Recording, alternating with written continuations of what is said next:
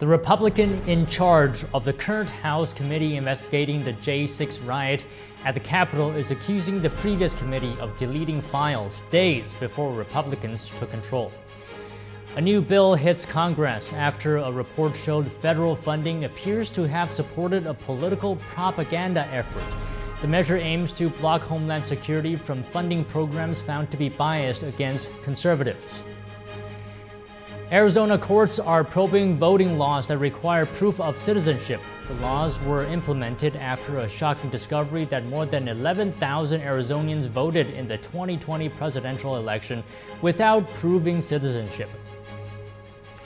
The world's biggest oil buyer has a new top supplier. Russia has overtaken Saudi Arabia as China's chief source of crude oil, as Moscow works to evade Western sanctions. For the first time ever, energy giant Exxon is suing its own activist investors, a major step in pushing back.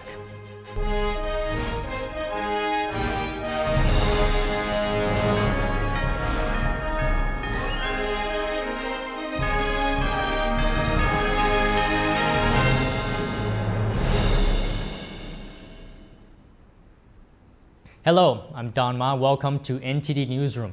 The head of the current House investigation into the January 6 riot at the Capitol says the previous committee, run by Democrats, deleted information about their investigation. It happened days before the Republican-led House took control of Congress. According to Fox News Digital, the former House Select Committee investigating the January 6 riot deleted over 100 encrypted files related to the investigation. Republican Congressman Barry Loudermilk of Georgia is leading the current committee. The panel is investigating the security failures on that day, as well as the actions of the former Select Committee investigating the Capitol riot. A data recovery specialist retrieved the missing files, 117 of them in total.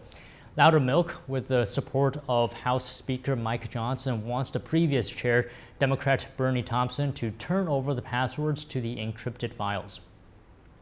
And Trump will have some extra time to rally voters ahead of tomorrow's New Hampshire primary. The civil court case against him was postponed today. It resumes Tuesday. U.S. District Judge Lewis Kaplan sent one of the 9 jurors who reported feeling hot and nauseous at home and to get tested for COVID. Alina Habra, Trump's lawyer, reported having contracted a fever over the weekend after dining for a few hours with her parents on Friday. She and her co-counsel, Michael Medallo, tested negative. This is the penalty phase of the civil case brought by Carol. She's seeking $10 million in damages. Trump was found guilty of sexually abusing Carol, but did not rape her in the dressing room of a luxury Manhattan department store in spring 1996, and then defamed her in October 2022. A new bill is getting brought to Congress, looking to defend an act against political discrimination. It's called the Ending DHS Funding for Liberal Propaganda Act, introduced by Missouri Senator Josh Hawley. If passed, it would block the Department of Homeland Security from funding programs that show bias against conservative views. The bill specifically names issues like COVID-19, vaccination, media bias, immigration, and crime. It comes on the back of a report last week revealing DHS funded an effort by Rhode Island Media Education Lab for, quote, community-created counter-propaganda. A total of $700,000 was paid to activists who wrote blog posts denouncing conservative views and former President Trump. The agency drew the money from a grant program designed for terrorism response. Voting laws put into place in Arizona following the 2020 presidential election are being probed by the courts. The laws require voters there to show proof of citizenship. This came after a shocking discovery that over 11,000 voters did so during the 2020 election without proof of legal citizenship. NTD's Arian Pasdar has the story. One of the 2022 laws requires voter registration to include documentary proof of citizenship. The other one gives officials the authority to cancel voter registrations if they don't include evidence of U.S. citizenship. Now, several plaintiffs are claiming voter suppression. The case is ongoing. A district court in Arizona is scheduled to hold a hearing later this month.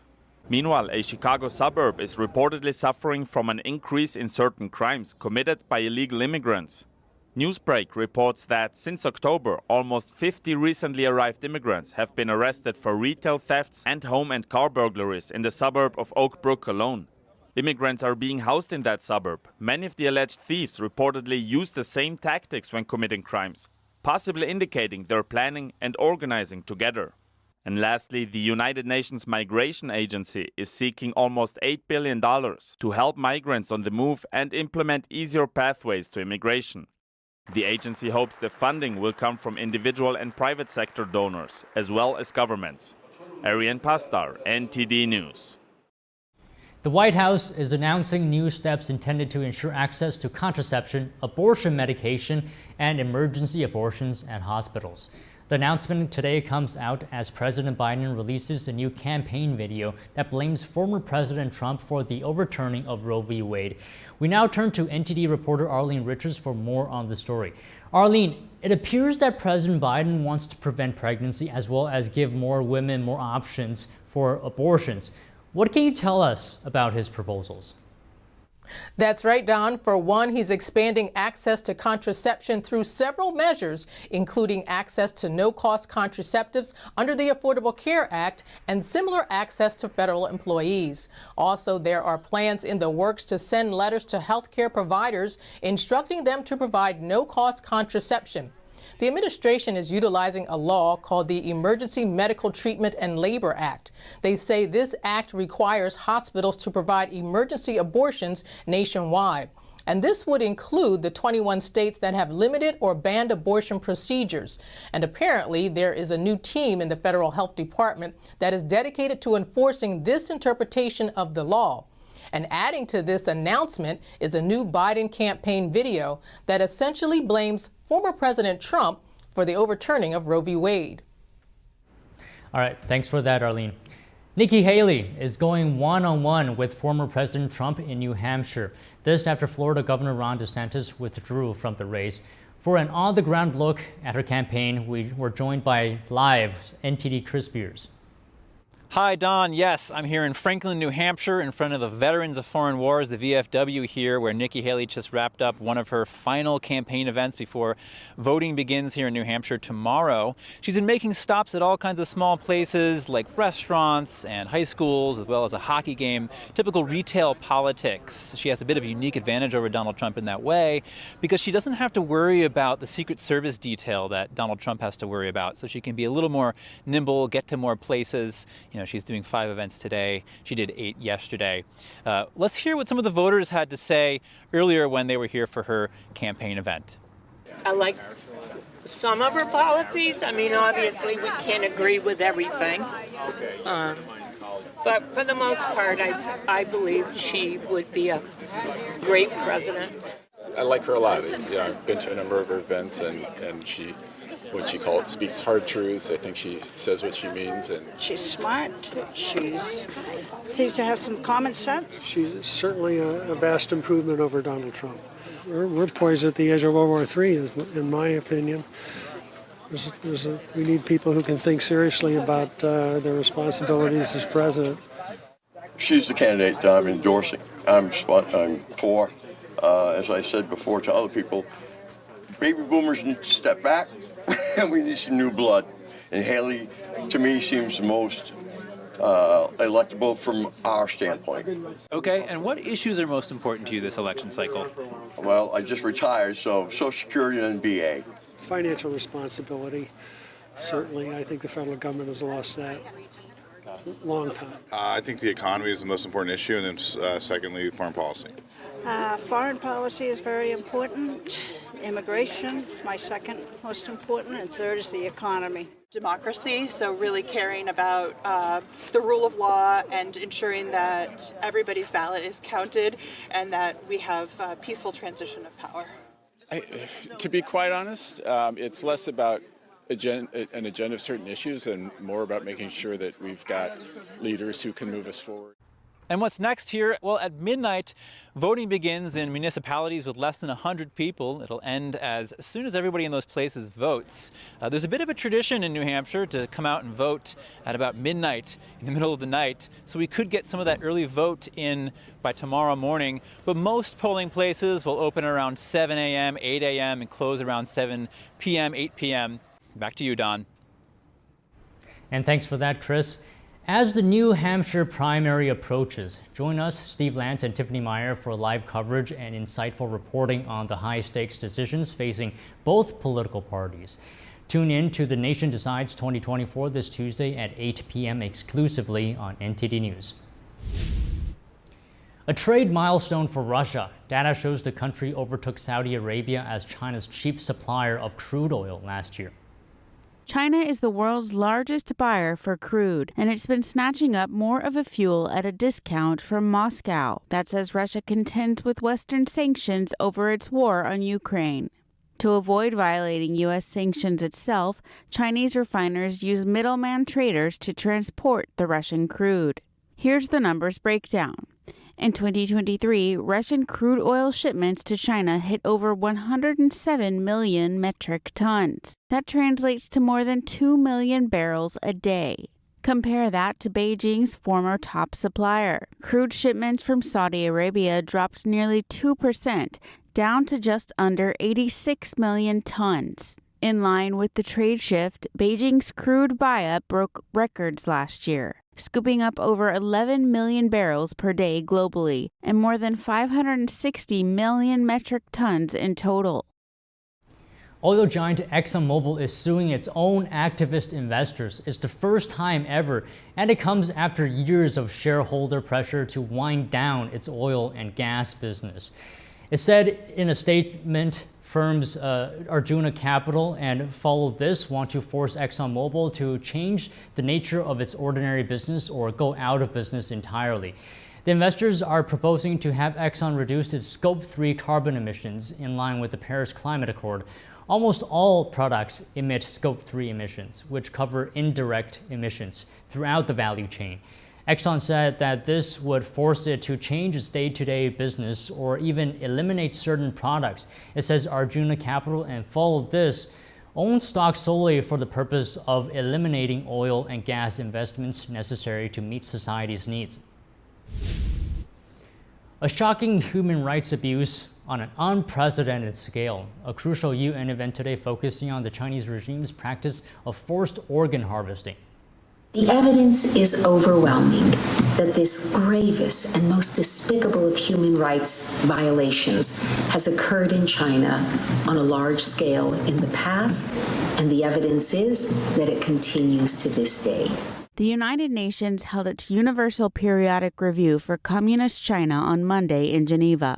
It's an examination of human rights records that all UN member states have to undergo every 4 to 5 years. The meeting highlighted the Chinese Communist regime's practice of forcibly extracting organs from prisoners of conscience and selling them for profit. Experts testifying at the hearing included human rights lawyers, professors, and medical professionals. It has been established beyond doubt that the Chinese Communist Party sanctions the murder of prisoners of conscience in order to harvest and sell their organs. The principal victims of this evil practice are Falun Gong practitioners who follow the Buddhist school practice of Qigong and Uyghurs. The evidence for this dates back nearly 20 years. Harold King is the deputy director at Doctors Against Forced Organ Harvesting. He presented data showing that in China, the number of transplant centers grew from 150 to more than 600 between 1999 and 2006. The number of annual organ transplants grew by 250% around the same time. China did not have a voluntary donation system in place during that time period. And the other factor that's really specific to this case, to forced organ harvesting, is that waiting patients from around the world only had 15 days to 1 month waiting time. And again, this is in great contrast to what happens in Europe or America or other countries where it can be months or even several years. Falun Gong practitioners are believed to be a major source of organs. Also known as Falun Dafa, it's a spiritual meditation practice based on the principles of truthfulness, compassion, and forbearance. It grew enormously popular in China in the 1990s. In 1999, the Chinese regime unleashed a brutal campaign to eliminate the practice. Millions of Falun Gong practitioners were harassed and imprisoned. At least thousands were tortured to death. We call on the United Nations member states to courageously question China's human rights record during the Universal Periodic Review. We propose the creation of a special rapporteur on forced organ harvesting of living prisoners of conscience in the People's Republic of China, and we call for the establishment of an international criminal tribunal for forced organ harvesting in China. The panel said that the silence and inaction of the international community has emboldened the Chinese state to commit more human rights abuses globally. Tuesday's session of the UN Universal Periodic Review will focus on other human rights issues in China. They include the crackdown in Xinjiang, Tibet, Hong Kong, and civil society. When we come back, Israel's prime minister rejects Hamas demands to end the war, saying it would be a complete surrender, and Israel's military releases video of hostage tunnels found under a core civilian area in southern Gaza. In Paris, thousands protest against abortion law changes and an assisted death bill. Healthcare workers reveal public misinformation as many doctors refuse these procedures. That and more after the break. The highest art is beautiful, breathtaking, timeless, and moving. Experience art with 5,000 years of history, inspired by the divine.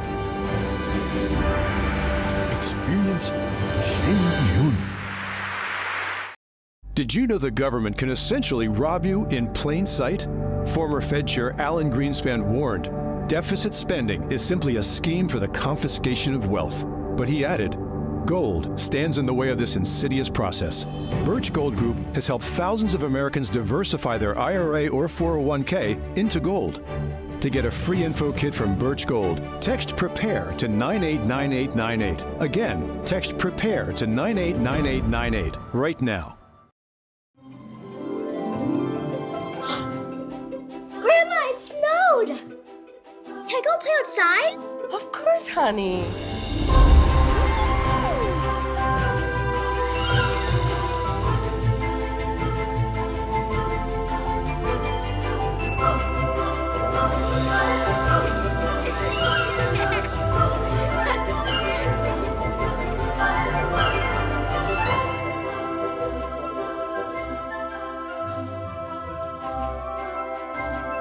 Come on in. I have hot chocolate.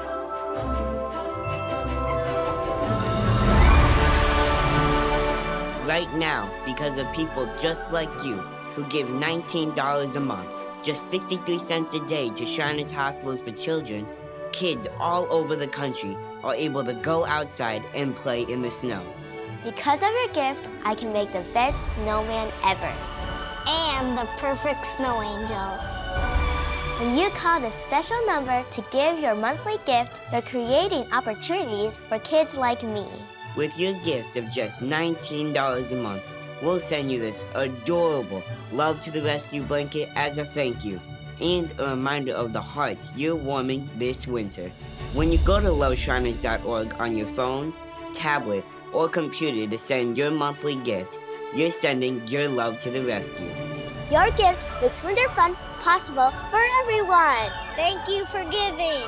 Thank you for helping kids get to be kids this winter.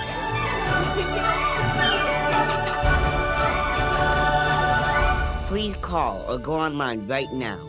If operators are busy, please hold patiently or go to loveshriners.org right away to give. Big or small, your gift helps us all.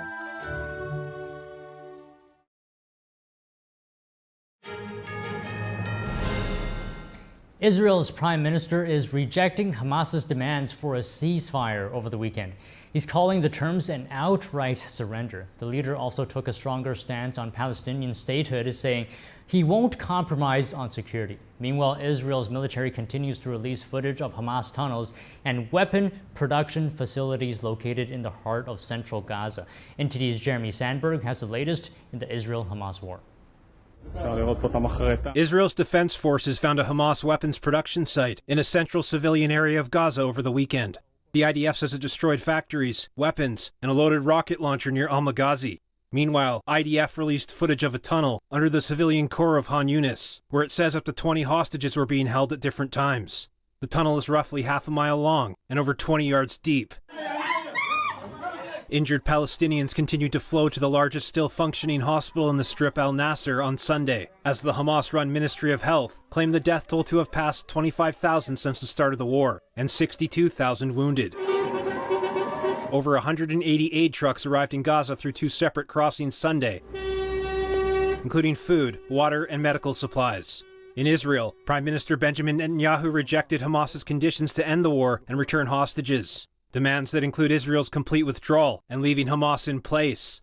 Netanyahu stated that would eventually bring another attack on Israel like October 7th. I'm not prepared to accept such a mortal blow to the security of Israel. Netanyahu is also rejecting calls from the U.S. for its post-war plans to include a path to a Palestinian state. I will not compromise on full Israeli security control of all territory west of the Jordan River.